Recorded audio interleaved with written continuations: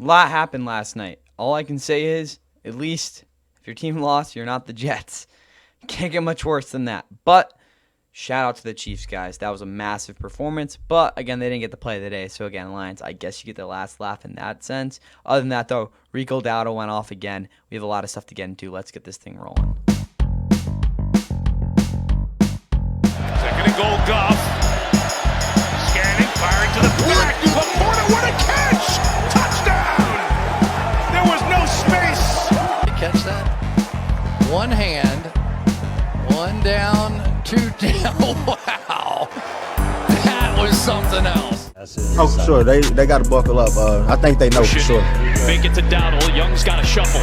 Steps up, throws. Wide open man is Dowdle. And he's going to take it to the end zone against his former team. They with the Rat Pack. Wait. Pressure coming again. Completes it to McConkey, who stops on a dime. There he goes, McConkey. How did Herbert do it? Out of the hold of J.K. Scott. Ticker's kick online. It is good. Right? We're expecting this. Are we getting that? Are we not getting that? We have guys showing up to player-only meetings late. Guys not showing up to player-only meetings. Like, there's a lot that goes into that.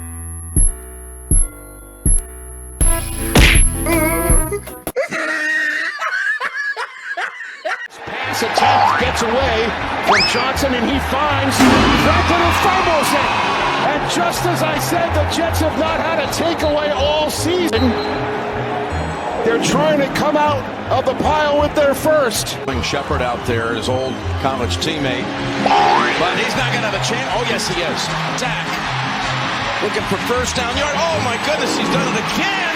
Oh, that is pure Baker Mayfield. A lot of stuff. Second and 11. Going for a big ball. Down the field. Got an open target. Oh, what a catch. Touchdown, Bay. Taz Johnson has his first NFL touchdown and a magnificent flip to go with it.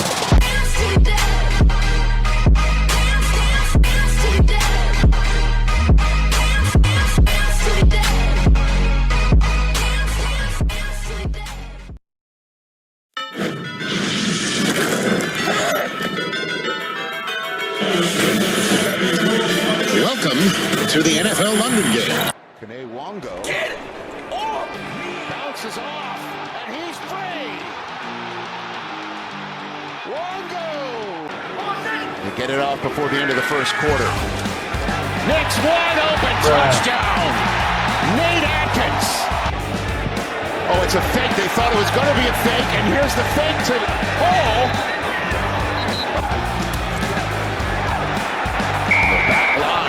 Franklin almost one-handed it. Flag comes in late. And it's true. Essentially the game as the Jets are out of timeouts. Fields avoids the sack until he can't.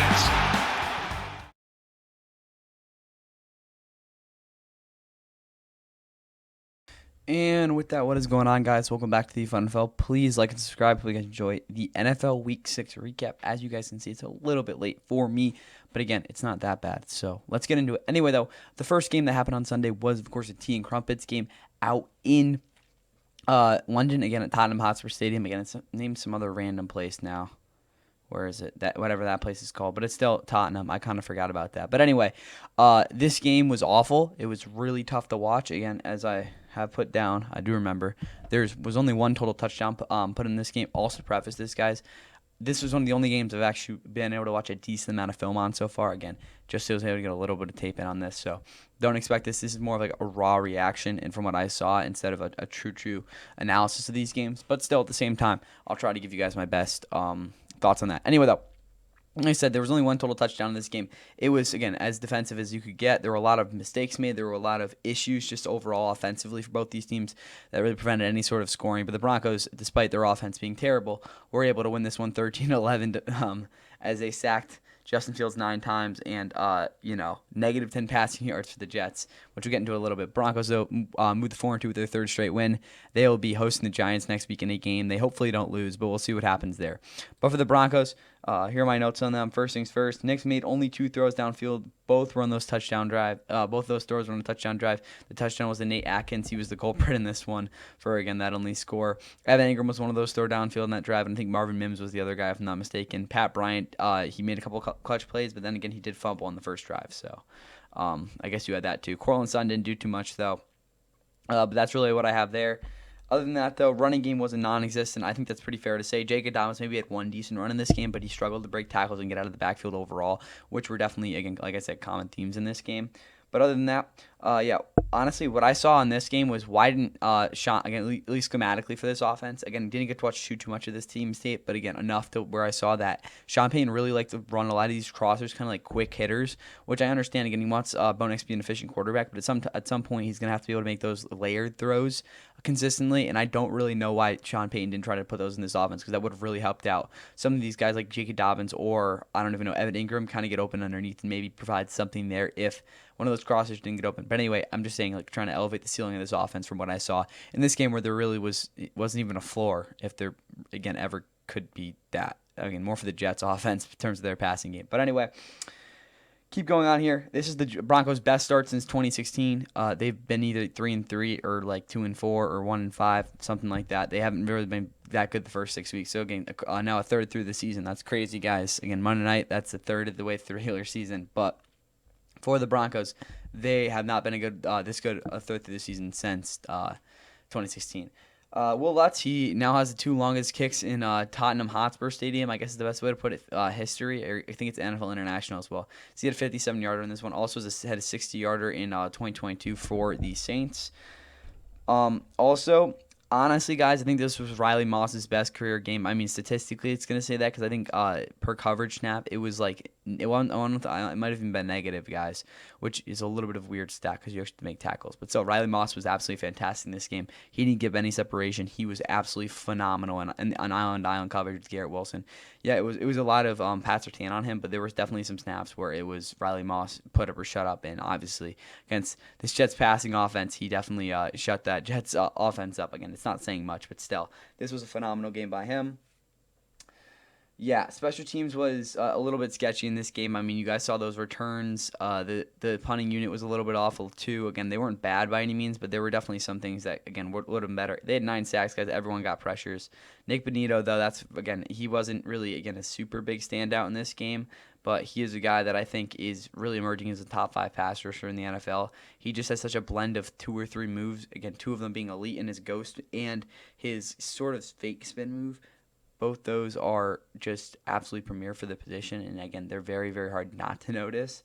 Other than that, though, they allowed, again, like I said, negative 10 passing yards and also 18 pressures, and they now lead the league by a crap ton in that stat. Again, that's from what I charted, and that'd be a little bit off. It's probably more like 16 or 17, but still, you get that much there. And then we look over the Jets. Again, you don't really need to watch this game to really know the story. They couldn't run the ball. Justin Fields threw for 45 yards technically, but or is it negative 10 passing yards? I mean, like, you're not going to win a game when you do that. Like, it's that simple. They average 1.4 yards per play. Again, you got sacked 9 times. Again, simply put, guys, when you have a quarterback who can't throw the football, again, can't play the position, and only one receiver or one guy in this entire offense that can really be any sort of effective in the passing game, it is impossible to win football games. It's just that simple. It was the fewest passing yards in this franchise's history and the least amount of passing yards, technically, since 1998. That's how, like, again, pathetic this offensive performance was. Again, there's really no way around that. Other than that, though, this is they're 0-6 for the first time since 2020. Yeah, they've also lost their last 2 games in London dating back to 2021. Again, that's not the biggest deal in the world, though.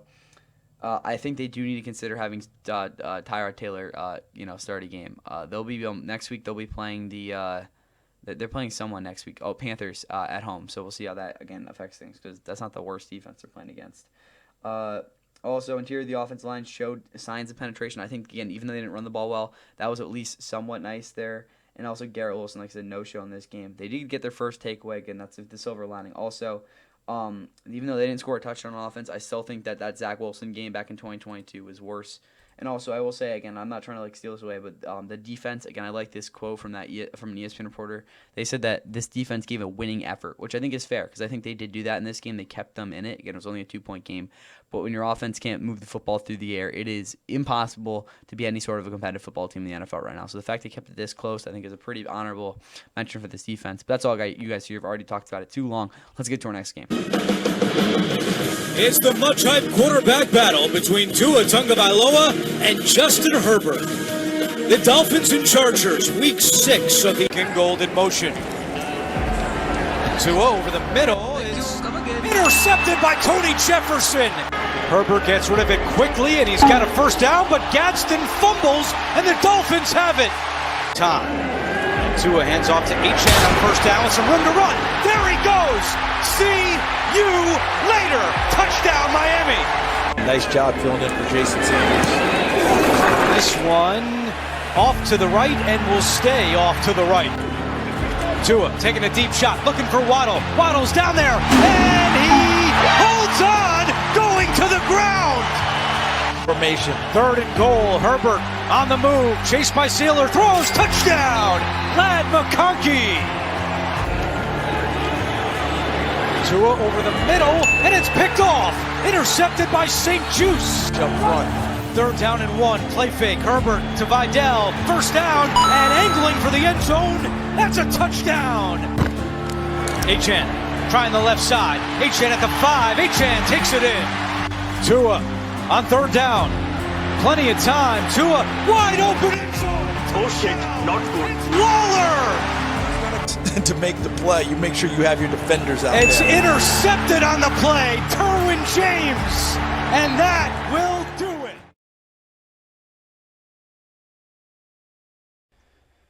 And one of the games that occurred in an early window, which was probably the best game you could argue in the early window, was a thriller as the Chargers were able to, again, use their high-end talent on offense. Again, one guy who finally emerged in this game to, again, get this very, hopefully, or overly close road win as they snap their 2-game losing streak with this 29-27 victory. They, next week, will be hosting the Colts in what should be a doozy. Dolphins, on the other hand, I mean, oof, it's looking rough right now, but they do have I think they're heading to Cleveland, so that'll be an interesting game. But still, they're 1-5. It's their worst start since 2021. That season they were 1-7 and ended up making the playoffs. So I don't know. Maybe we'll figure that they almost made the playoffs the year. So I don't know. We'll see what happens there. But they also, again, they didn't have Tyreek Hill either. So I don't even know. Maybe you'll have something similar to that. But yeah, this could definitely get ugly really, really quick. But for the Chargers. Finally, Ladd pulled up. McConkey 7 catches, 100 yards, touchdown. Mainly that huge catch and run there on that last drive to set them up for the game-winning field goal. That was absolutely massive.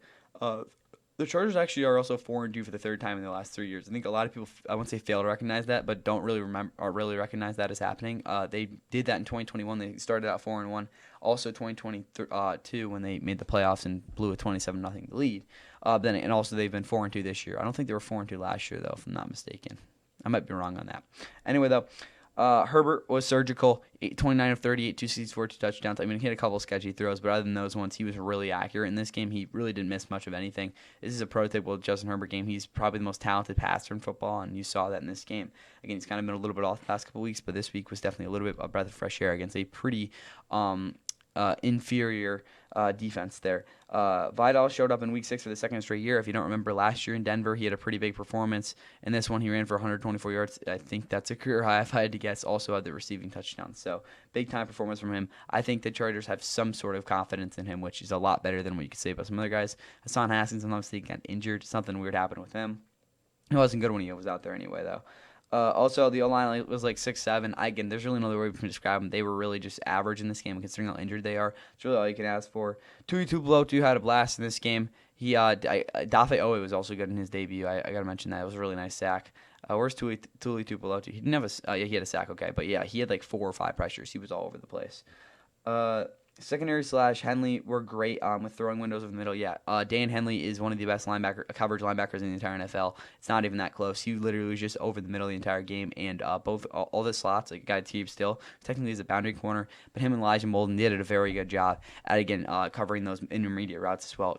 Tua really struggled there at some points because, again, he didn't have those throws. Yeah. had to scratch and claw for yak yardage. Again, none of these receivers really had that easy. That's why Keenan Allen only, again, 4 for 27 instead of maybe a 4 for like 40 game in this one. Orlando Gatson, he fumbled. Like the Dolphins, I will say, definitely punished them in that way. Yeah, Quentin Johnson was out, and that was, again, I think that was a little bit weird for this offense. And also, they kind of didn't have to prepare too much. This Dolphins defense is very predictable, which I think is a big issue, but still, not Wade Phillips. They'll probably be able to figure that out at some point. Anyway, moving over to the Dolphins, is this, again, like I said, 2021 over again? Two of his picks were unfortunate. Yeah, also, again, he saw that press conference in the open for this. Those weren't really, again, leadership comments, if I had to guess. Pretty simple. They got to figure that stuff out internally. But Tua, he definitely threw one of the interceptions. I mean, that was one of those plays where, again, he was frustrated over, and then he'll try to kind of force it in the intermediate part of the field. First one, I mean, Jalen Waddle literally gifted it he just, like, handed it to the guy. Not the guy. Who was it? Who had the pick? Derwin James had the second pick. I think it might have been Tony Jefferson. I think it was Tony Jefferson. But the third pick was also just kind of like the end of the game. So, again, it was really just that one pick for Tua. Other than that, though, they also gave 26 out of their 42 touches to either Devon Achane or Jalen Waddle. That is not going to really be an effective way to win games, again, even though those are their two best offensive players. Again, 49-yard touchdown for Achane as well. So, again, at least he got that going after a really rough week last week. Dean Williams lackluster with their pass rush plan. I really didn't see any sort of preparedness from those guys. I think that was a lack of focus coming into this game. But at the same time, a guy like Jalen Phillips was really getting really consistent pressure. So, at some point, I don't really care. Again, it was just a no for me there. Alec Ingold, he does need to be used a little bit better because he might be a guy that could kind of use in terms of, again, start keeping the running game efficient. And yeah, great approach on third down. I did like that. The Dolphins were good in that part of the game. Again, they went 5-11, and I think I really liked what I saw there. They do need to find ways to establish ball control early because, again, they did not control the clock whatsoever in this game. And also have to get they do need to put a complete offensive game together. There were definitely some good drives, but again, until that happens, I don't see this team is going to really give me a sustainable win here. But still, they didn't play too bad. Chargers, you figured it out at the end there, but you're up 26-13, almost blew the game. So that's what I'll say there. That's all I got for you guys in this one. Let's get to our next game, which was also a little bit too close in some ways. From the Superdome in downtown New Orleans, we welcome you to the NFL on CBS. Today, the Saints begin at their own 25. So he coming up the middle, Rattler on phase. He's got a man wide open. It's Olave. Fake handoff to Stevenson. May feeling the pressure. Taking a shot. He's got his man. It's Pop Douglas, and he is in.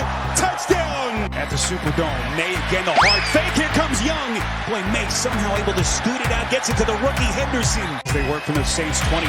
May again going to throw towards the end zone, and it is caught. Touchdown. Taysom Hill now takes the direct snap. He's got a convoy. Hill in. Touchdown. 58-yard field goal from here. But Vrabel's going to roll the dice. Football is live. And a disastrous sequence for the Patriots. First, potentially leave enough time for the Saints to get it back, but now the Patriots threatening. May takes a shot down the field. It's Booty. Touchdown. And 7. Vrabel, a huge analytics guy, elects to go for it. Fourth down complete. First down Patriots. His development and try to get himself a win in the fourth quarter. Play action from Rattler over the middle again. It's going to be a first down Saints. Football came out. Patriots, watch the middle. Saints rush 4. May throwing, comebacker. Was it caught? It's Booty.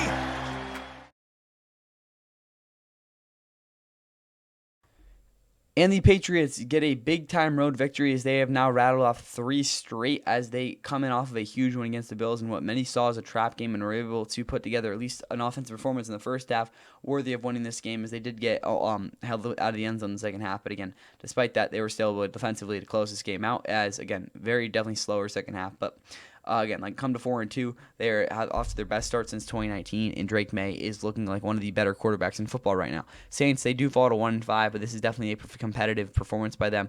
I definitely can see the frustration with them though, because I think again for some fans they're thinking if we're just going to be competitive, like come on, we can do better than this. That's what I'll say there. But the Patriots next week have a very good opportunity to be getting to 5-2 as they will be taking on the who are they playing next week? I gotta think about this. It's the Titans on the road. There we go. Saints have the Bears on the road as well. So both those games are winnable for both these teams at least. We'll see what the Bears look like tonight or tomorrow night, whatever. Technically tonight. Okay, anyway, for the Patriots, Drake becomes the fourth quarterback in NFL history with 100. Again, I don't like passer rating, but I'll put it in for this. 100-plus passer rating, 200-plus passing yards in 5 straight games at 23 years or younger. Again, Dan Marino, Dak, and like Mahomes are the other guys to do it. So again, mostly good company to be in.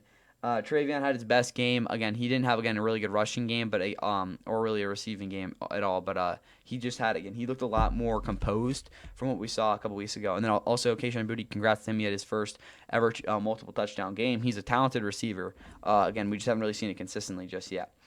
Will Campbell's a dog. He was an absolute monster in this game. He did a great job protecting Drake May. Bradbury and Onwenu are bread and butter on combo blocks after zone-based play action. The reason I say zone-based play action is because both those guys do a really good job at finding creases to be able to plug up when Drake May, especially on that Pop Douglas touchdown. I mean, Drake had all day to throw that ball. But, again, they're really good off of that because, again, they can really just find and get a group there. Pop Douglas, big-time 53-yard touchdown there as well. Good for him. Diggs disappointed fantasy-wise, but, again, he had a big play at the end of the game. See what happens when you, again, use the right safeties. I'll say that for this defense. I understand Kyle Duggar got burned on the first play, but he is a completely better player than Jalen Hawkins any way you slice it. Maybe not. Again, some people say that in coverage he's not, but I don't really care considering how good he was against the run in this game. For a defense that, even though last week was decent against it, really hasn't been the best this year. Harold Landry had a very nice game. He got consistent pressure, which, again, is what they really need out of him. But that's all I got for the Patriots. For the Saints, though, Spencer Rattler continues to be accurate as he had a nice first half, but I kind of saw him faltering a little bit in that second half, especially on those second progressions. But again, at the end of the day, he does run this offense pretty darn well. It's also the Saints' first time at 1-5 since 1999. So that's pretty crazy. Other than that, though, Olave had a great yards of separation per route. Again, 6 for 98 is a pretty darn good day, but just overall, he was getting open very, very consistently. And again, I'm not going to try to compare him to JSN, but they run very, very good routes. Other than that, though, Kamara is flat. He just didn't really look good at all in this game. Again, as a receiver, he was pretty dynamic, but again, didn't get too much going overall. Kellen Moore must create different red zone looks. They've just been absolutely abysmal in the red zone. That's part of the reason they haven't at least won 3 or 4 games just this season. But again, we'll see how they continue to adapt on that. Linebackers were lights out. I think they did do a great job. Pete Warner had his just balled out. There's no way around that. And then Jonas Sinker, who, again, I understand isn't a linebacker, but he basically played like a linebacker in this game. And yeah, Justin Reed is a good leader. He did a very good job at, again, helping this team adjust and kind of being a key player for them in that second half. And also, Alontae Taylor, yeah, he was kind of an idiot on that Kayshon Boutte touchdown. And also, Chase Young was the only guy getting consistent pressure, even though he didn't even have a sack, but he was getting pressure. I'll tell you that, though. Stats-wise, as you see, the Patriots outgained them. They had the time possession battle. Again, the one fumble by the Saints ended up really losing them this football game. But hats off to the Patriots getting a road win and a trap game, to be honest with you guys. Now let's get to another game that was absolutely a trap game for one team. But again, they also were able to figure it out. But here's Indianapolis Colts have set the bar high off to a 4-1 start as they meet the Arizona Cardinals, who sent Jacoby Brissett out for an injured Kyler. Jones will throw on 1st and goal to the goal line. Warren is in. It's an Indianapolis touchdown. In motion. Looking for running room. Bam, Knight to the goal line. Touchdown, Arizona. First down. Jones rolls, throws, intercepted. Picked off by Mac Wilson and down at the 26-yard line. And then we'll try and find our shots to get number 18 involved. Set, intercepted. He turns it right back over. Mekhi Blackman. Jones on the roll, chased by Calais Campbell, trying to get to the goal line. He'll get there. Touchdown, Colts. Brissett on the roll, floats it for McBride. Touchdown, Arizona. Cardinals on the move in a tie game. Brissett will throw underneath. It's caught. George down the sideline and into the end zone. It's a touchdown. Jones, pressure comes, floats it back in the end zone. Caught. It's Josh Downs. 2nd and goal. No, the net. Toss play, Taylor to the edge, to the end zone. The Colts take the lead. Looking for the end zone. Incomplete. He wanted McBride, who's begging for a flag. None coming. And a turnover. turnover on downs. And in a little bit of a sluggish start for the Colts, they're able to overcome some issues as they moved to 5-1 for the first time since 2009. That year they started out 6-0, so I guess technically not then. But still, they haven't been this good since 2009. Cardinals fall to 2-4 with their 4th straight loss. They were 2-4 last year, though, and considering they got blown out in that game against the Packers, I wouldn't be too concerned yet against the Cardinals. And hey, they do play the Packers next week. That'll be a fun game. Colts will be heading to LA to take on the Chargers. Again, their only loss was in LA, so again, we'll see how that game pans out. I do expect that game to get some pretty decent coverage if I had to guess. Anyway, though, for the Cardinals, again, just as encompassing this entire game, what this showed, again, this is my biggest takeaway, is that this defense believes in what Jonathan Gannon is preaching. They've got something there. So this defense, there's, again, very good chance they could have given up big difference in this game. I could have seen this defense giving up 31 points, really realistically. And again, if you said they would have, I wouldn't have thought much of it. I'm like, yeah, that probably considering how they played last week, how, again, I think this game would go. But it wasn't, the Colts had to really scratch and claw for this 31 points. It was a lot of either, again, a couple errors offensively or just the Colts being a better team in some points for them to put up these 31 points. This defense played their butts off, and they're good. They're definitely a really good group. I got it. This is a Cardinals defense that, again, I can definitely see giving a lot of teams a lot of fits down the rest of the season. So look out for that. But they're also on a 4-game losing streak. Again, it's just worse since they had that 6th straight in week 3 of 2023. Again, they beat the Cowboys, shocked them, and they think they were 1-8 after a while. So again, that's the last time they again had a losing streak of this length. Also, there was no running game for them in this one. I understand, again, it's kind of hard to do when you're in your 3rd string running back, but still, they really couldn't get much going there. Again, Bam Knight did get in the end zone though, so again, I guess they had that. Like I said, this defense is a good group.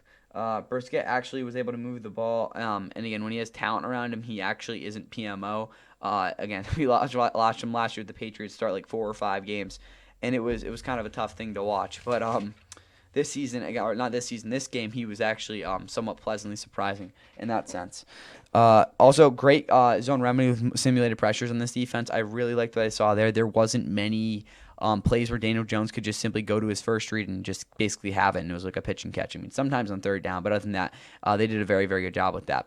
For the Colts, though, Daniel Jones exercised some patience. There were a lot of times where he couldn't just fire the ball where he, again, wanted to make the throw, which, again, the fact he was able to, again, kind of look off that was very, very different from what we've seen in the past. I'm not saying he's some arrogant guy, but there have been times in the past, again, which kind of hurt him with New York, where, again, he didn't have the most talented players around him, and he kind of just had to force the ball or just make a very ill-advised decision, which would hurt the team and ended up, making him look pretty stupid.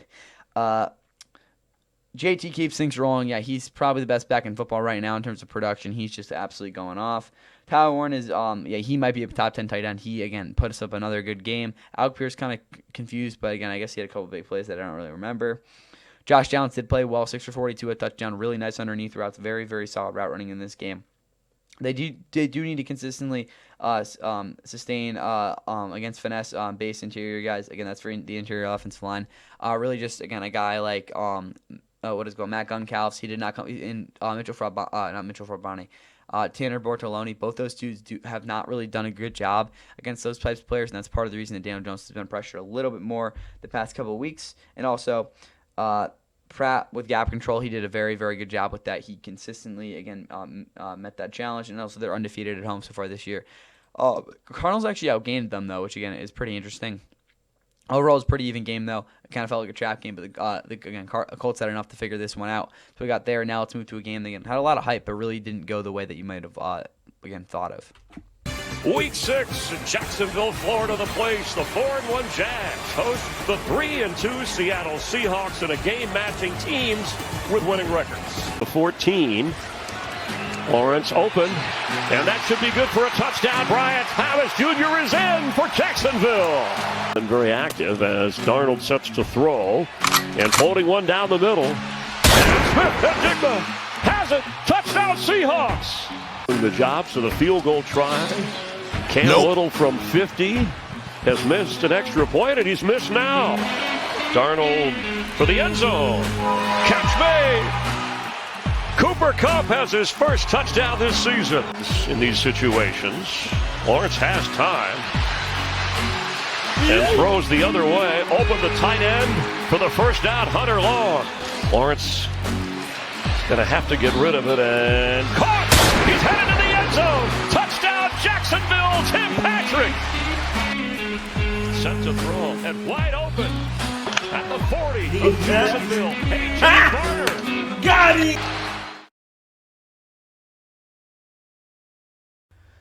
And all that's as, again, the Seahawks were able, as you guys saw at the end there, hang on and beat the Jags off of that A.J. Barner big play, blown coverage, as, again, that was a theme for the Jaguars in this game, as they, again, ride a very huge game from JSN once again to a 20-12 victory. They are now have won 9 straight games, which is the longest stretch for any team since the 1998 through 1999ers. That's when they were winning all those Super Bowls.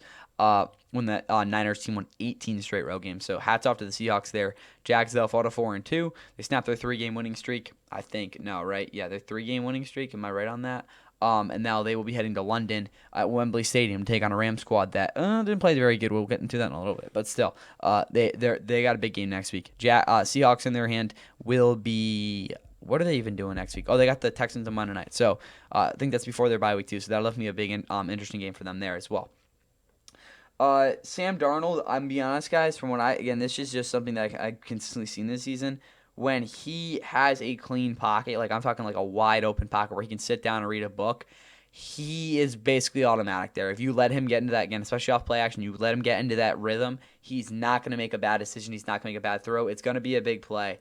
And you're gonna have to deal with it. It's like kind of like it's inevitable at this point. Again, that is a part of his game that it's so hard not to know what's gonna happen next.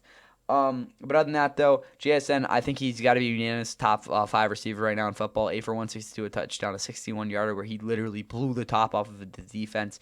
Not something you were, again, at least a couple of years ago now, that you thought he was ever going to be doing in the NFL, but look at him now. He's that good. Cooper Kupp caught his first touchdown on this team. Good for him.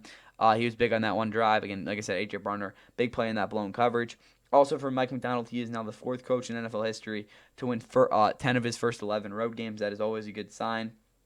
And now for this secondary, which again was a big concern for me coming into this game. They didn't actually play very well, but again, like I said, despite being banged up and letting guys roam free in the zone, again, you saw there were several times where, again, Trevor Lawrence just completely missed a wide open receiver, again, in a hole or such. Again, it still didn't really burn them, partly because, again, I think they did do a decent job up front, again, kind of like containing Lawrence, but at the same time, there were definitely some plays that they probably would have wanted to have back, again, if it wasn't for Trevor Lawrence making a bad throw.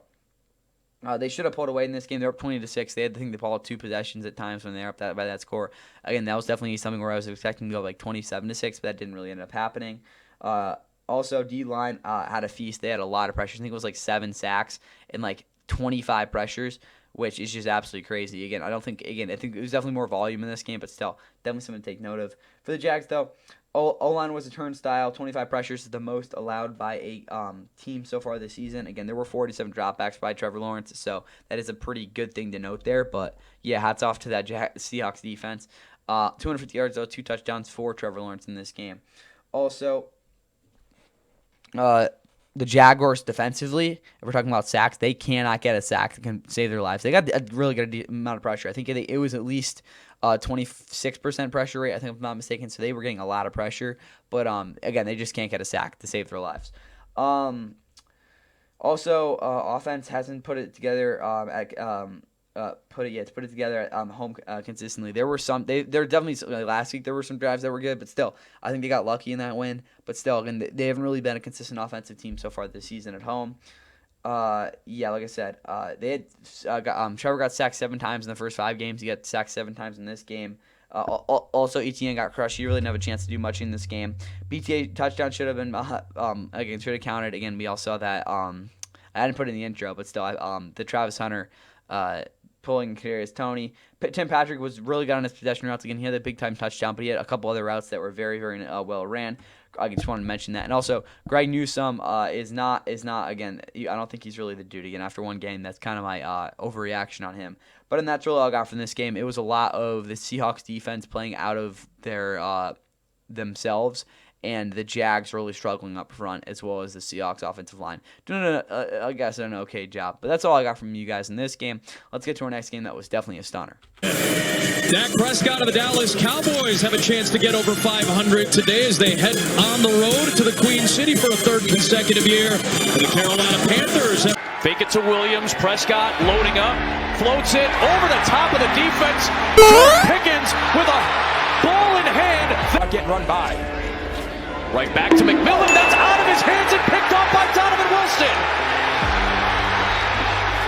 So this is almost a 100% go for Dallas. Dak Prescott floats it. Hunter Lipke, the fullback, with a touchdown.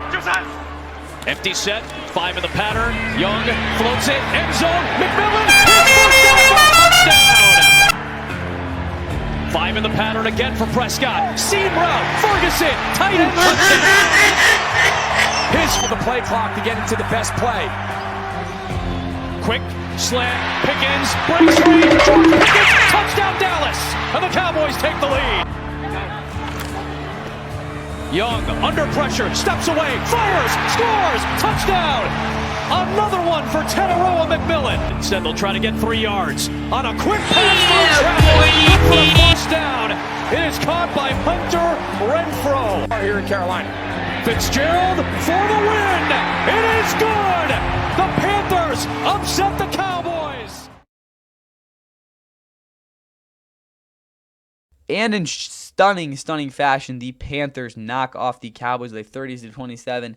Was a Ryan Fitzgerald game-winning field goal, as they are now 500 for the first time since Week 8 of 2021. That is a crazy thing to think about. That is a crazy thing to say, but it is in fact true for these Carolina Panthers. They have been really bad. Again, not entirely, but mostly the past 3 years. The fact, again, that they're able to, again, kind of get back to that team is pretty crazy. But offensively, they're going to looking pretty decent. They got the Jets next week. There's a shot they're over 500 next week. Again, at 4-3, which can't tell you the last time they were even close to that good. Cowboys are continuing to disappoint. Next week, they got to figure out a way to beat the Commanders, who, again, aren't really in the greatest shape either. So we'll see how that game goes. But for the Cowboys, first thing I got to say is this defense is absolute, you know what, they're terrible. They don't have a single guy in this D-line outside of, I guess you could say, Mirasley found some blitz packages that is getting any sort of pressure. They don't, again, their power rush, you got a guy like Donovan Ziraku is not getting pressure. Dante Fowler is not getting pressure. The interior D-line, again, obviously is not getting pressure either. There's a lot of issues with this group. It stems with that pass rush, though. Until that thing gets solved or even is okay, they will struggle. It's not a secondary that's built on, I'm going to completely lock you up for 90% of the game. Also, they need Overshown or someone, again, at linebacker who's going to be able to do something. Pickens is enjoying himself in Dallas, 9 for 168, that 34-yard explosive touchdown. He is having himself a year so far, especially the past 2 games, or 3 games even. Dak did snuffle under pressure. He didn't really look awesome there. Overall, though, statistically, he had a nice game. Solid base scheme / script for the running game. Technically, again, they definitely didn't run the ball well, but I did like that they, again, tried to kind of lean into that in the first couple drives. Obviously, with that not being a complete success, but still kind of using what they know they have in their, not even their back pocket, what they know they have, again, to make things happen. Tolbert couldn't be or handle outside leverage. He had a couple nice routes on inside leverage, but I'm talking about outside leverage. He just could not beat it. Could not get the guy to cornerback or even the linebacker at times. I think shift his shoulder. That might have been a safety now that I think about it. But still, Ferguson displayed a really good feel in zone. He did, again, on that touchdown or that a couple underneath plays. He did do a good job there. Banged up O-line didn't have it either. They just, again, couldn't hold out very consistently or sustain in terms of sustaining blocks as well. And also, despite hanging on having an elite offense, this team has a losing record. It kind of reflects where they are right now. Again, their defense is just, I guess, that bad. For the Panthers, though, Dowdle backed it up. Yeah, again, I didn't mention it in the minute, but again, he did say buckle up, and I don't think the Cowboys buckled up. Again, as he put up 239 scrimmage yards, which does set a Panther record. I might be wrong on this, but CMC had 237-yard games in his career, which was the previous record. Also, he becomes the first Panthers player ever to have, that's probably not true, but maybe it is, Panthers player ever with 200 scrimmage yards in back-to-back games. He's just gone absolutely bonkers the past 2 weeks. Ran the ball very, very well in this one. Had like the long touchdown, was like a 36-yarder. Again, as a receiver as well. What else do we got? I think that's all we got on Rico Dowdle. He was absolutely amazing, though. Also, Bryce actually made some timely throws in this game. There were not several third downs. There were a couple third downs where they needed to make a read, and he made the read to make the throw. That's simple. Again, also pre-snaps adjustments were good. Ted McMillan, huge 2 touchdowns. I mean, he dropped, again, kind of didn't make up for that pick that he kind of gave up. But other than that, he was fine. Again, but 2 big touchdowns. Interior O-line is a bulldozer. They do make things happen. This Panthers O-line is one of the more fun ones to watch in the league, especially when their tackles are holding up perfectly against power rushers, because when the power rushers beat them, that's kind of when Bryce Young struggles. But when he has that space in the pocket, he will make things happen. Shaw Smith-Wade is a good Swiss Army knife for the secondary. He did a very good job in this game, especially having to match up man-on-man against some of the more physical receivers. Again, I'll talk the 500 thing. Good leverage from the interior D-line as well. They did a good job there kind of maintaining what they had in terms of the holes they were giving up. But outside of that, that's really all I got on the Panthers.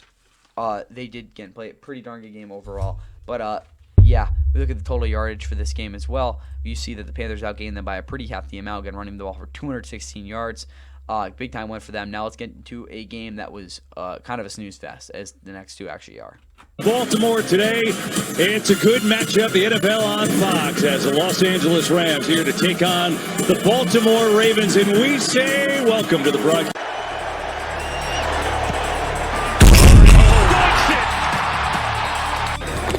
Blitz coming. Rush on the run. And it's picked off. Quinton Lake stepped in front of it, grabs the pick. For the throw. Some pressure in his face. He lost the football and is picked up by the Ravens. And now here comes a run back by big old John Jenkins. Henry, straight. And his name is John C.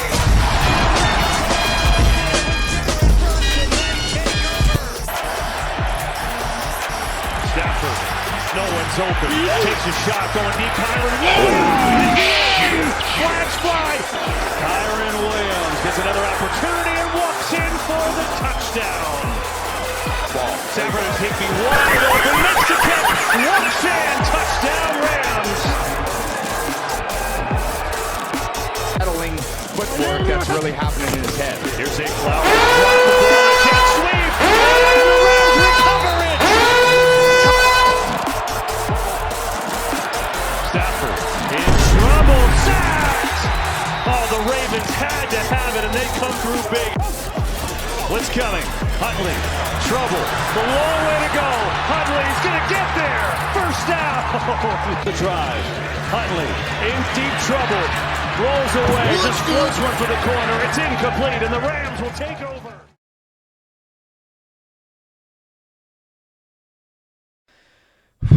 This game was not pretty by any means, but hey, the Rams still won, which again is what they needed to.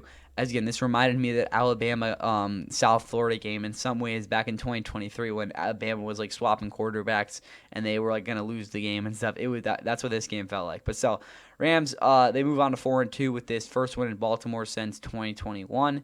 It was not, again, like I said, not a pretty game, but they figured that out. They'll be heading to London next week for a very interesting game.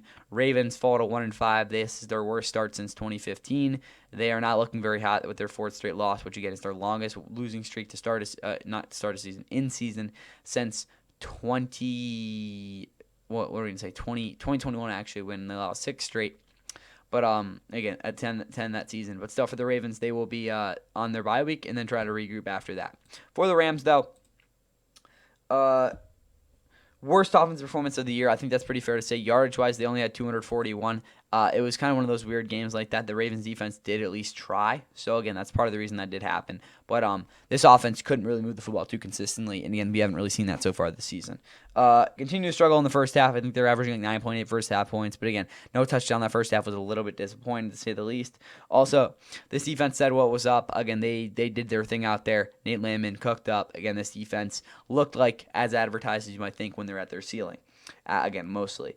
Didn't lean on the run into the running game. I'm not gonna say they didn't use it, because they did utilize it a little bit, but definitely not to the extent I thought they should have.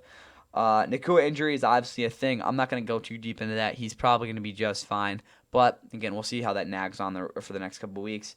Devontae didn't blow up. I thought he was gonna go crazy in this game. That didn't end up happening. So again, kind of disappointed there. Also, Higbee touchdown.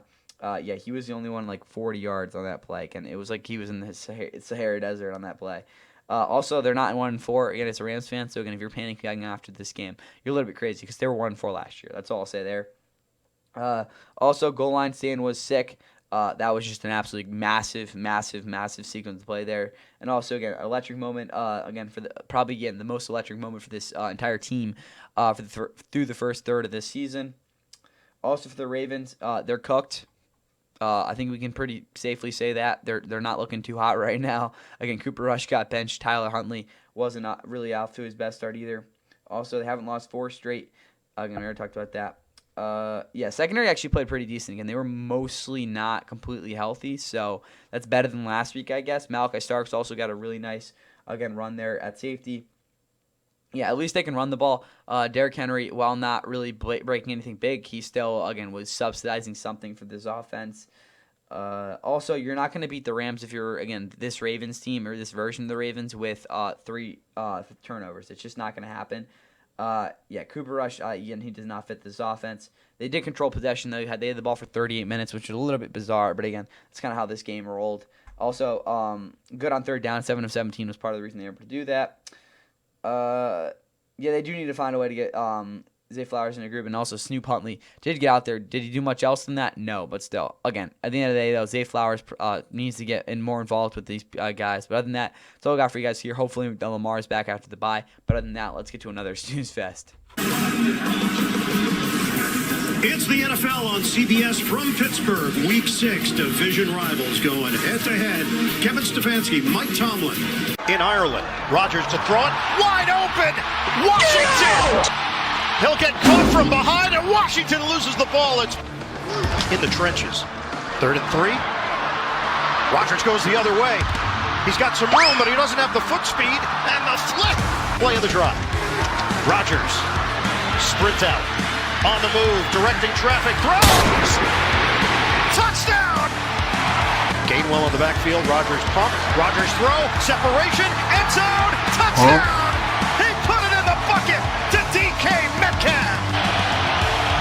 They got Fannin sitting there now, there's the help.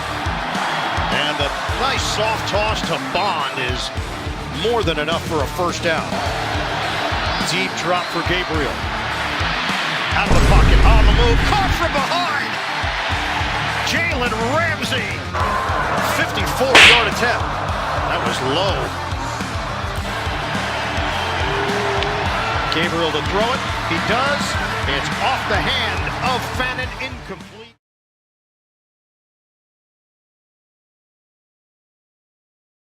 And the Steelers extend their division lead to, what is it now, 2.5 games, and we're only through week 6. Again, as they get a divisional win, 23-9 over the Browns, who are now 0-3 in the division. They fall to 1-5. They with Dylan Gabriel at quarterback, they were held out of the end zone, while the Steelers, while not really that great on offense, still are able to do enough to win this game, as they will be playing someone next week. I don't know exactly who that really. Oh, they got the Bengals on a short week on the road. Browns, on the other hand, will be hosting the Dolphins next Sunday. For Dylan Gabriel, 29-52, 221 yards, a lot of underneath throws, a lot of conservative reads. Really didn't do anything completely out of the ordinary. He got sacked a little bit too much, too. But again, this offense kind of felt like they were a little bit overmatched in this game. They've also been 1-5 or worse 15 times since 2000, so kind of tells you why they haven't really been the most consistent team in terms of success, really ever.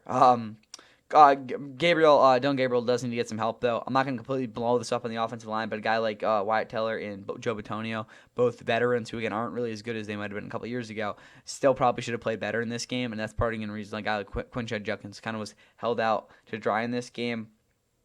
Isaiah Bond was non-existent. He did absolutely nothing in this game. Outside that one 4th down conversion, I guess, but that game, it was probably already over by that point. Tight ends had solid presence over the middle. I did like that. Again, a guy like David Njoku and Harold Flannery, especially early, were able to get box guys out to make plays over the middle. But that was definitely something to, watch for there. Judy didn't do awful. Again, he wasn't good in this game, but still. Again, you could definitely ask for a worse game from Jerry Judy in this one. But with that said, okay. The D-line slash secondary, again, can only do so much. That is fair to say. These linebackers did not do a good job in connecting things up. That's part of the reason because they don't have JOK. But still, they got to be able to make more of an impact because, again, they can't be relied on by other guys to be able to make the plays that they should be the ones, at least, again, getting involved in. Also, didn't play very well. Delpit played very well, my bad. I think I watched maybe like 15 of his snaps so far. He has done a solid job in this game. But anyway, that's all I got for the Browns. Move over to Pittsburgh. This is a team that sucks to watch. Again, they're not really an enjoyable football team by any means. Aaron Rodgers, at least, again, but again, same time, he's just going to be flipping the ball. It looks like Big Ben back in 2020. Not very exciting. Rodgers was dealing. He made a lot of quick throws in this game. Not too many mistakes there. Running game still doesn't have much going for it. Also, this is their best start since 2020, even though, again, Aaron Rodgers, again, according to PFF, I guess, is the worst quarterback in football. Just got to say that. Jalen Ramsey with 2 sacks. He had a massive game. Also 2 sacks from Nick Herbig. Both those guys, they had their day. Derek Harmon, also a nice sack, too. He seems to be proving me very, very wrong for my pre-draft evaluation after this game. DK got a dime as well. That 25-yard touchdown was a beauty. 3 straight wins as well for the Steelers to boot. I need to see see tackles set the edge, not relying upon zone designs. They're really, again, kind of like assuming that they're going to be able to just get a zone design play sometimes to kind of, again, establish the running game. But when that isn't the case, it doesn't really seem like the tackles in Troy Falta now. And I don't even know who's playing right tackle for them right now because, again, it's kind of eluding me. Let's figure this out. Who's the right tackle in this game? It wasn't him. There we go. Broderick Jones. Both those guys, even though Broderick Jones is a bad player, didn't really set the edge at all in this game. Just kind of overall, that's something I had noticed. But that's all I got for the Steelers. Again, they outgained them by a decent amount, controlled the clock. It was a pretty typical Steelers AFC North win despite running a lot less plays. But hats off to them. Solid win. Now let's move into our later window where we had a pretty big stinker. But again, it was expected to be that anyway. Cam Ward and the Tennessee Titans, coming off a big comeback win, are in Las Vegas to take on Geno Smith and the Raiders. Bunch formation to the right, empty backfield, 3rd down and 7. Down, ball comes loose. 3rd and goal. Play clock winding down. They get the snap off. Smith throwing underneath. Touchdown!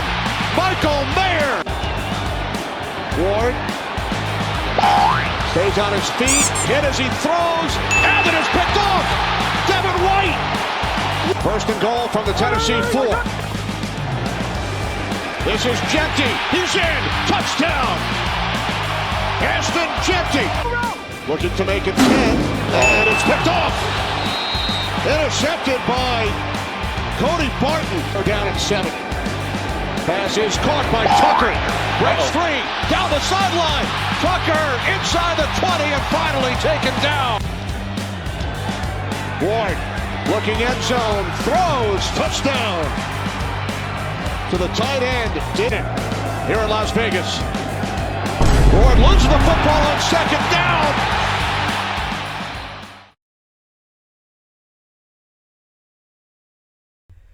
And the Raiders take care of the Tennessee Titans with a pretty defensively minded victory. Is again they snapped their 4-game losing streak, moved to 2-4, and now will be heading to Kansas City next week to take on the Chiefs team that again impressed a lot for some people. Titans on their hand, they're now 1-5. They have yet to win back-to-back games since weeks 10 and 11 of 2022. It has been a rough go for the Titans offense so far this season. If it was not for last week's debacles, shenanigans, they would obviously be 0-6 and probably the worst team in football. With that said, though, this performance wasn't very surprising. They didn't even really play that well last week. Again, the fact they won just again makes it even more impressive. But Cam Ward did not play well at all in this game. Garbage time stats and all that. But this offense is pretty putrid. I guess he's sort of held in this game. He was still somewhat decent in the pocket, but still, again, at some point, he obviously kind of broke down there. Can't be successful, averaging 233.8 yards a game. That's what it was coming into the game. I imagine it might be a little higher now that I think about it, but still. Also, is run blocking optional. It didn't really seem like they were really into that in this game. Also, Van Jefferson showed up, 4 catches, 75 yards, made a couple of nice plays downfield. Also, their first game in Vegas. Hope they enjoyed the after party. Again, they're probably enjoying it right now, but still, 225 yards, so less than what they've been averaging so far this year. But other than that, Snead was active, but he did not active. Is that what I wrote? Yeah, he was actually not too bad in coverage in this game, from what I remember. Yeah, but he definitely didn't have his greatest game in terms of tackling. We're talking about rate there, not because he did have 10 tackles in total. Jefferson had a sack. He was pretty good in terms of his pressure. Bad pass rush, I guess, is probably the best pass rush approach. Again, from Draymond Jones and Olufemi Oladjo. And also, not Grant Barton. Cody Barton played well in this game as well. Yardage-wise, for the Titans, again, it wasn't very pretty. But for the Raiders, on the other hand, it's Snap's third four-game losing streak. We already talked about that. Gino was still shaky. He didn't really do much in this game to really, again, put any confidence in me. Cham and Chip Kelly really haven't gotten off the greatest foot. Didn't pull away on offense either. Again, there were definitely some times where I thought, again, it was like 20-3, I think, where they could really, again, put a hurting on here. But, again, that didn't end up happening. Genty got, again, clamped up a little bit. Again, he had a couple nice runs, but overall, it definitely wasn't his day. Tucker, good with the accurate as well. Trey Tucker, that is. He had a nice game in that sense. Yeah, first home win of the year as well. Good for them. Mayer stepped up. Yeah, Michael Mayer had a big-time game for this Raiders offense. Maxon Jordan, best game of the year with 2 sacks. He think he had like 5 or 6 pressures too, so one of the better games we've seen from him. But overall, Raiders, again, also Devin White, watch out for him. He had a heck of a first half. This Raiders defense, though, played pretty darn well. Again, giving up 225 yards. Again, the Raiders offense didn't do too well either, but again, they only had 3 turnovers. The Titans had 3 turnovers, so again, kind of made the difference there. Decent bounce back win for the Raiders, though. Let's get into our next game, which was honestly a little closer than you might have thought it would be. From Lambeau Field in Green Bay, CBS Sports presents the National Football League. Today it's the Cincinnati Bengals and the Green Bay Packers. And 5, Love. Here comes the pressure, flush from the pocket, being chased on the play by Knight, and it's intercepted on the ricochet. To the secondary, 3rd and 10 for Love. Here comes Hendrickson. There goes Love. Downfield, caught by Golden. What a catch! Catch and run by Jacobs. And Jacobs here, crawling in, touchdown. Side of Detroit. Here's the kick, and it is caught in the end zone. Here comes Nixon. It's in the grass. Sometimes not. 4th and goal. Flacco looking, throwing, and caught. Touchdown. Tight end Tanner Hudson.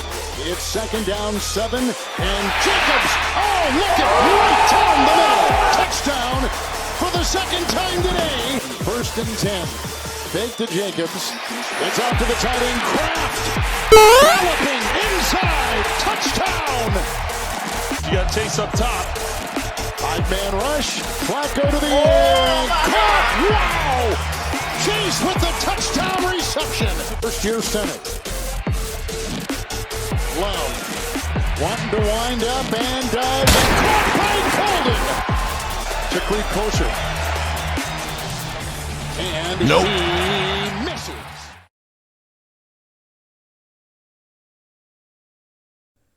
Packers are able to hold on late as they, again, finish off the Bengals 27-18 via of a late field goal. And then, again, the Bengals missing, again, could have been, I don't even know what would have happened. Again, Packers, again, McManus hit a late field goal to put them up by 2 scores. Got a pretty solid home win, despite this game probably being a little bit closer than they would have liked. Again, they only scored 10 points in that first half, and they kind of needed to wake up late to, again, make this a game where, again, they could pull ahead. But still, Packers fans, much better defensive performance in some senses than what we saw back in Dallas, but some of those lapses started to come back late. They, again, moved to 3-1 in the one, though. They will be... They'll be heading to Glendale to take on the Cardinals next week. Bengals, on their hand, fall to 2-4 with their 4th straight loss. That is the longest streak than they've had in terms of losing since 2020. In that season, they lost 5 straight. As what, if I'm not mistaken, it was like I forgot. It was like maybe it was like week 9 to like the before they beat the Steelers in that Juju Smith-Schuster game. But still, for the Bengals, it was their best effort they've had since week 2, but still are a little bit short. We'll see again if they can upset the Steelers on Thursday. That'll definitely be interesting. For Joe Flacco, though, again, considering he doesn't really know this offense, he kind of figured it out. He threw 2 touchdowns, didn't make any huge turnovers earlier in the game either. They were dreadful on offense in the first half, though. They couldn't really get much going. Chase Browning on 9 carries was a fantasy terrorist. I mean, just completely taking teams right now. What else we got? Yeah, Jamar Chase made some great adjustments. Again, I think that, again, especially in the touchdown play, again, he wasn't catching that ball if he didn't kind of cut in a little bit there. O-line held up. Defense showed up as well. I'll definitely say I think this offensive line definitely established that the fact that they weren't going to be a pushover in this game. Still weren't great, but still, that was definitely something to watch. Barrett Carter was very good. Demetrius Knight actually wasn't even that bad in coverage, to be honest, guys. Geno Stone, 3 tackles, a sack, and a pick. He was definitely a playmaker in this game. Pretty solid game from this defense. I was definitely pleasantly surprised. For the Packers, Jordan Love, he and this Packers team took care of business. It definitely wasn't their best win by any means, but again, they figured out a way to win it. That's what you need to do against a team like this. Josh Jacobs had his best game since week 2 as well with 93 yards and 2 touchdowns. He looked very, very good. Tyler Kraft kind of looked reinvigorated in terms of his game. Again, he only had, 43 yards, yes, but again, when he got the football, he looked a lot more. Again, had his team there. Golden had an explosive performance with 3 for 86. He had a very, very big game. In terms of big plays. But still, Romeo Doubs is their most reliable receiver, 5 for 55. That's what you always want to see out of him. Walker did, Rasheed Walker, that is, did clamp up Trey Henderson, even because I think he got like 2 or 3 pressures overall. But Trey Henderson definitely didn't have his best game with Rasheed Walker doing his thing there. Other than that, though, best start since 2021. That's also good to mention. They were 4-1 then. They're 3-1 and now, technically now. Lucas Ness, he didn't get too many pass rush looks, but when he did capitalize as he won extremely fast and again constantly was winning too. Safeties pulled up again at times. What I mean by that is they actually kind of like contributed to this defense because again Evan Williams was decent in run stop, but he really wasn't doing too much in coverage. Similar thing for Xavier McKinney. Again, very different roles, but still you get the point there. And also I do need to see them complement the linebacking play because both those safeties are going to be asked to do a lot the rest of the year. And again, a guy like Edgerton Cooper, Quay Walker-Garner, the most competent players, are going to need help there as well. But anyway, for team stats, we see that the Packers had a lot more yardage, and again, they kind of controlled the clock, as you might expect them to with them being a better team. But that is all I got here for the Packers. Let's get to our next game, which was a very fun one. The NFL on CBS continues. The national doubleheader game on a beautiful warm day in Tampa, Florida. The 49ers taking on the Buccaneers. And hello. 4 for San Francisco. Pass picked. He gets on his feet. He might score. Give it back to him, and White bulldozes ahead for a touchdown. Huge game in the win against the Rams last week. 10 catches. Here's Jones going down the field, and he's found Bourne, of all people. Efforts as Jones throws it. What a throw. What a catch. He's taken off. It's Bourne. Bourne all the way down to the 33-yard line. They're ready to end that. Here goes McCaffrey. There it is. Touchdown, San Francisco. Handoff. Bouncing outside. It's Tucker. Touchdown, Tampa Bay. 2nd and 10. There was a blitz and a touchdown pass as Baker reacted. And now lays into it. And it's wide right. 4th and 5. Throwing for it and intercepted. That's Dean.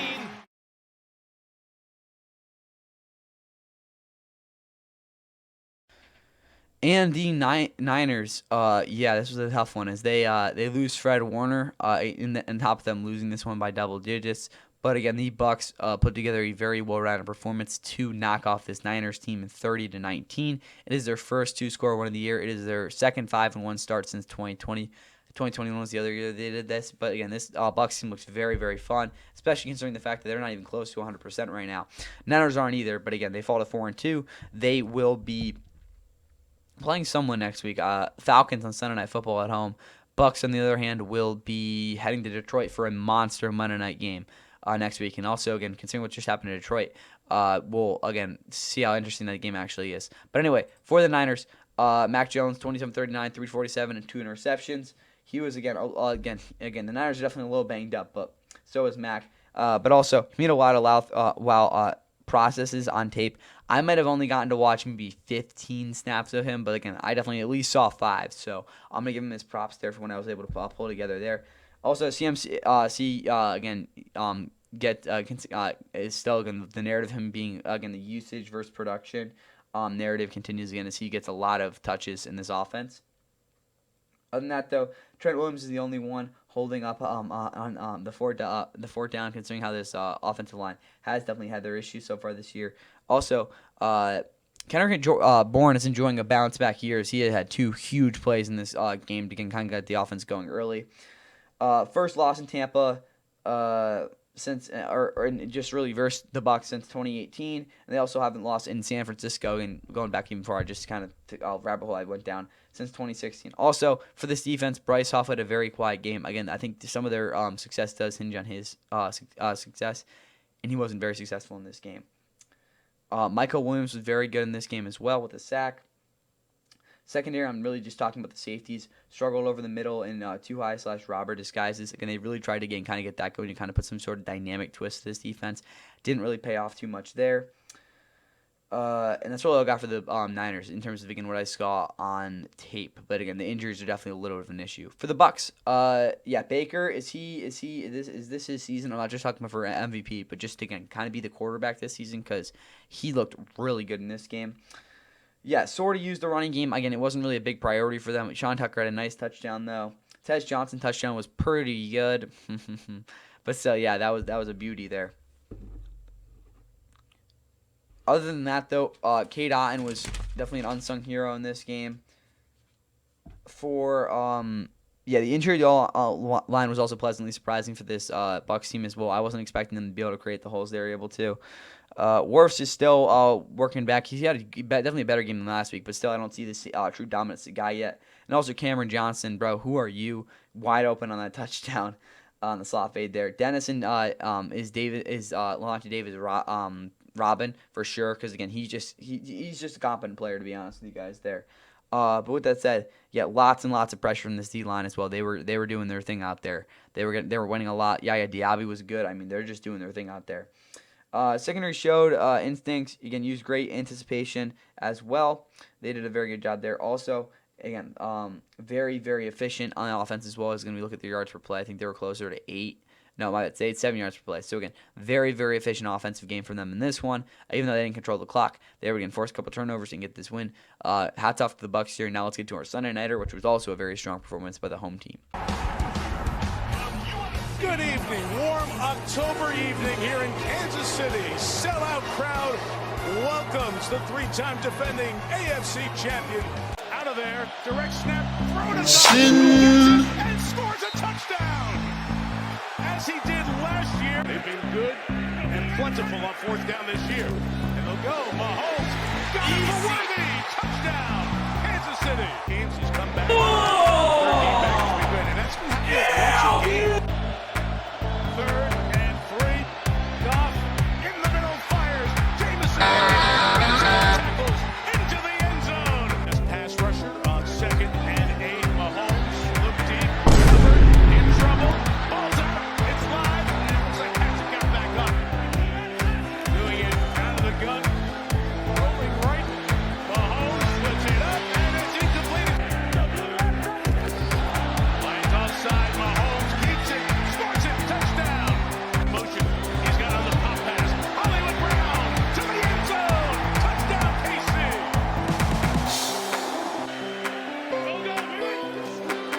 Mahomes. Searching. Patrick Krause with a touchdown to Hollywood Brown. Keeps showing to bring 4 on 4th and 1. Got to keep the game going, incomplete. And our Sunday nighter this week was a very solid performance by the Chiefs. Again, if you stuck around, thank you. But again, this game for me at least just finished a couple hours ago, so I haven't really gotten to watch much of any sort of film on this. But still, from what I've seen the game live, it was a lot of the Chiefs being very, very efficient on offense and being very, very strategic, being able to win this one 30-17. Lions again noticeably on offense definitely didn't look as good considering that again the passing game was what had to get them going. Really never did as they snapped their 4-game winning streak, fall to 4-2, and they will be hosting the Bucs next week in a big Monday nighter. Chiefs have the Raiders at home, hopefully getting over 500 for the first time on the season. That would be the latest in the season. They would be over 500 again under Mahomes, considering they've been over 500 earlier in the season every single other year with Mahomes. With that said, though, for the Lions, offense can't get into rhythm when Goff has to start it. Again, I already talked about that. Gibbs, bro, yeah, like fantasy, like what are you doing? We gotta be better than this, bro. J-Mo was really the only guy getting any sort of separation. Amon-Ra St. Brown had a frustrating game. Stanley Laporte had a nice touchdown, but he really wasn't getting open too consistently. But Jameson Williams, he definitely was in this game. Had a nice 22-yard touchdown, which is really their only explosive play because they didn't have much of anything in terms of that in this one. David Montgomery, I think maybe had one in this game, but that might have been about it. Also struggles against solid D on the road. Again, they had a big one again against the Packers in week 1, and then again here with the Chiefs. Haven't really been great against these better defenses on the road. Also, no dominance up front. Again, they weren't exactly bad, but there wasn't any sort of penetration or anything where I'm like suggesting that this they were going to get any sort of displacement. So again, definitely an issue there. Blitzes got picked up, put the corners in man in tough spots. These aren't cornerbacks that I look at on the line, especially a guy like Rocky Yassin that I'm expecting to play very well, especially in man on an island sort of coverage. And the fact guy like Brian Branch, again, kind of not 100% Kirby Joseph, not playing up to where they're supposed to, definitely exposes this defense to some rough situations. Also, don't have the linebacker. These linebackers can't really cover, so I don't really know what they're trying to do there either. So a lot of issues for this Lions defense, a lot of miscommunications that led to their performance in this game. For the Chiefs, though, Mahomes had 4 total touchdowns. He was really, really good. Again, big bounce back overall for this team. They're 3-0 in non-one-score games, so again, as long as they're winning by double digits, they're pretty much good. Also, love the offensive balance as well. There were a lot of good things I saw in this game. The running game wasn't completely prioritized, but definitely was still a big factor. Receiving-wise, again, Hollywood Brown, 2 touchdowns. You got to be kidding me, bro. Also, their explosiveness was really, smoke and mirrors, but it did serve a pretty important purpose. What I mean by that is, again, they weren't really actually creating many explosive plays outside of maybe that Juju play, but again, the appeal of them was definitely in this one. Again, Mahomes, 17th quarterback ever with 300 passing touchdowns in his career, also the fastest quarterback to get to that number as well. Josh Simmons impressed me as well in this game. He had his best, again, the rookie had his best game at tackle so far. Charles Omenihu, he had a really nice sack as well. Kelsey took care of business versus the linebackers as well. He had a very, very solid game in that sense.